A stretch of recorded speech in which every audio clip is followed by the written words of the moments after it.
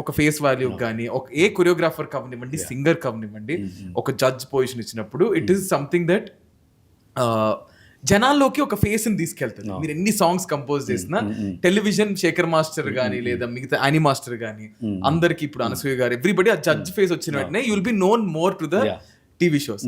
అంటే ఈ TV shows ఎలా మేనేజ్ చేస్తుంటారు? ఎంతవరకు ఈ టీవీ షోస్ లో జరిగేవి నిజాలు, ఎంతవరకు టీవీ షోస్ లో జరిగే అబద్ధాలు మాకు చెప్పండి.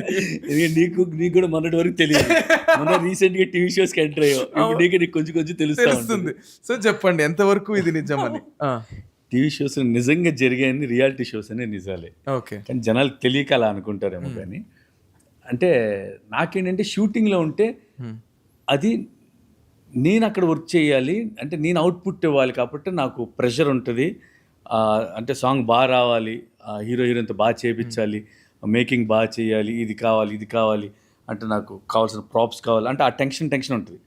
వన్స్ టీవీ షోస్కి వస్తే ఏం రిలాక్స్, వచ్చి కూర్చోవాలి, వాళ్ళు చేసేదాన్ని మనం ఎంజాయ్ చేయాలి, కరెక్ట్ జడ్జ్ చేయాలి. చాలా ఎంజాయ్ చేస్తాను, స్ట్రెస్ మొత్తం పోయిద్ది. అంతే కరెక్ట్. చాలా హ్యాపీ ఫీల్ అవుతాను.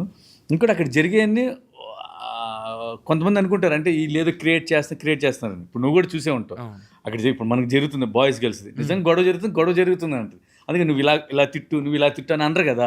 ఇప్పుడు నువ్వు కూడా చూసావు కదా, నువ్వు కూడా అరిచేసావు, అంటే మనకి నేను కూడా అరిచేశాను మనం. అంటే తెలియదు, అంటే మనం ఏంటి మన బాయ్స్ గెలవాలి, గర్ల్స్ కంటే ఆబ్వియస్లీ వాళ్ళు గెలవాలని ఉంటుంది. అలా జరిగే కానీ వేరే స్క్రిప్టెడ్ ఏముండదు.